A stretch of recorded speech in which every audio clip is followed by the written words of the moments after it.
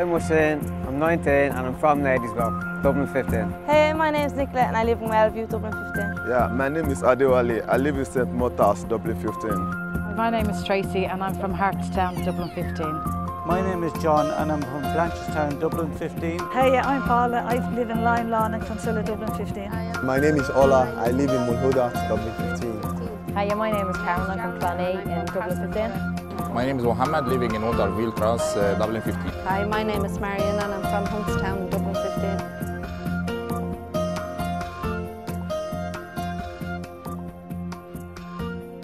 In 1970s and right up to 79, Blanchardstown was a quiet little spot. From Coolmine Cross upwards, there was just old houses, small cottages and big farm holdings. Clonsilla, Castleknock, Blanchardstown, Mulhuda were all small rural Dublin villages. Blanchardstown being the biggest, and it was the parish centre and the town, if you like. The rest were smaller villages, and there was always a certain amount of rivalry between them, as there would.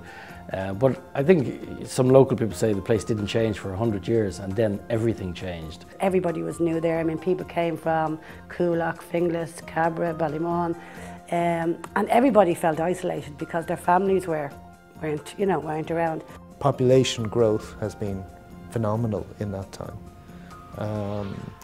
Industrial development has also been phenomenal at that time. The town centre continues to grow and continues to create employment. The growth level has been significant. It's been a real time of change.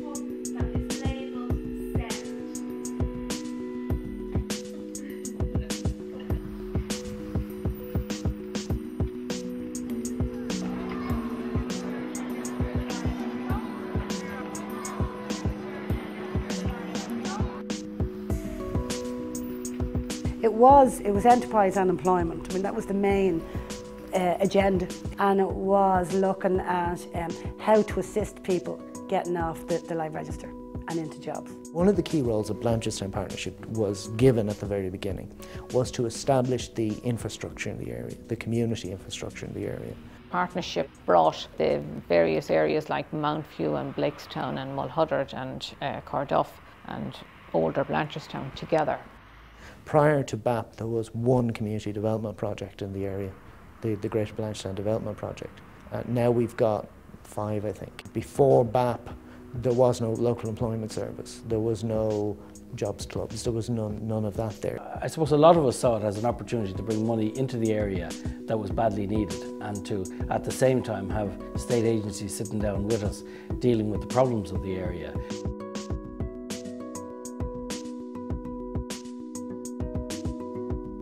All of the time, BAP was driving new initiatives. They were the platform that the government would use to develop new social inclusion programs as it's gone along. They do have a great lobbying power as well, because there's a lot of respect for partnerships around the country.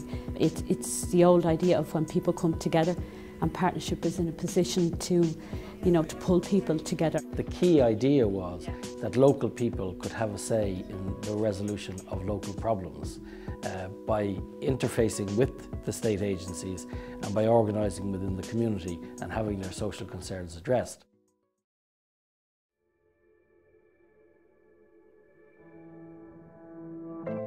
I came here in '84, and the reason I know that is I had 2 children and the second child was 6 months old. In 1986, down in Huntstown, and there was fields behind us, wide open spaces, and County Meath border was at the back of our house. Well, I actually grew up in Blanchardstown, so like from a child growing up to say 18, it was very little in Blanchardstown. It was mostly what people used to call me relations, was like we're going out to the country. But when I came and started to have the family, when I came to Whitestown, I had a garden. On one side, on the Castleknock side, you had an extension of Castleknock coming right up to Blanchardstown, and then on the Mulhuddard side, where Mulhuddard was probably the smallest of the areas at the time, and it became the biggest in a very, very short period of time, with Huntstown, Hartstown being attached. I mean, there was the school and the church and the houses, and there was loads of houses, and there was more houses being built. Then we had major local authority housing,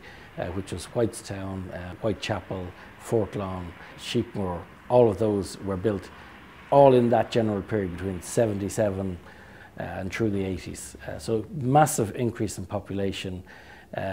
Some of the conditions in which the people moved into the area were absolutely scandalous, with no bus service, with miles to walk to a shop.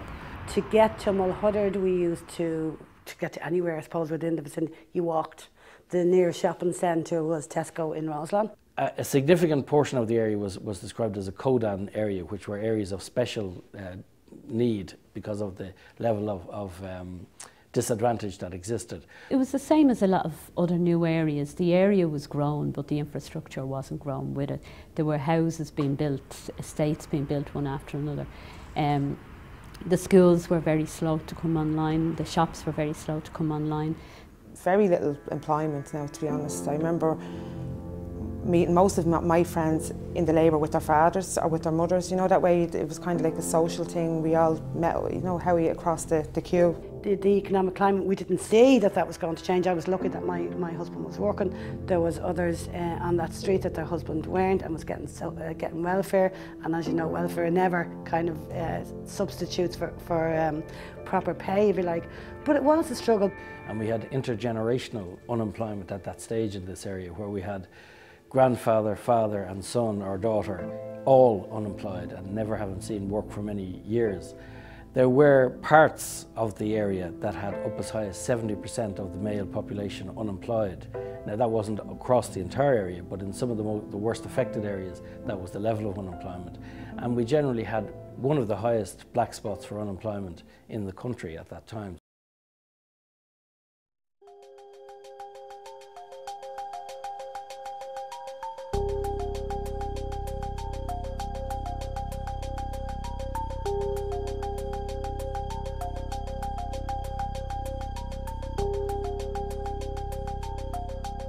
But it was mostly contacting the employers, FOSS, VC, the social welfare. So it was them players that were being engaged at that time, because the community was already engaged, I suppose. The industrial estate started and a lot of employment was coming into Blanchardstown, but it still wasn't affecting or wasn't giving employment greatly to the people of Blanchardstown. And that was the time that the town centre was established as well. Probably the single biggest success of those early years was the link between unemployed people in the area and jobs in the Blanchardstown centre.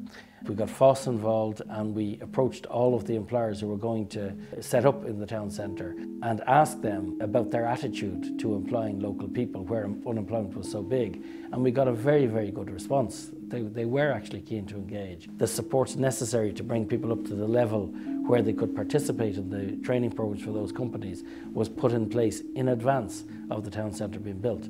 Through either my friends and friends of friends, like their fathers would be kind of unemployed a very long time. All of a sudden now they were getting jobs in the shopping centre, and it was like a new lease of life for everybody. It was like it brought kind of a breath of fresh air into the area. It was a huge example of what partnership could do, and for the likes of myself, who had any doubts about its validity, I think that was the real selling point that said, well, you can really make a difference.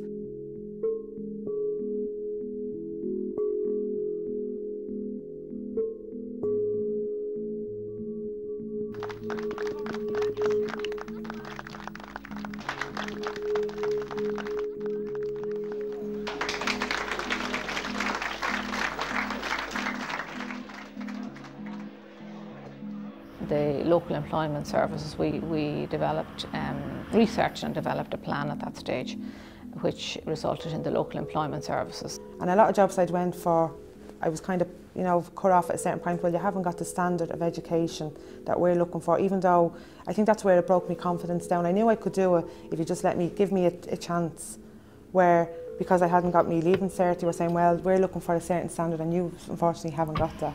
So through Mary then I applied to the VTOS Adult Education Centre and I done my leaving cert.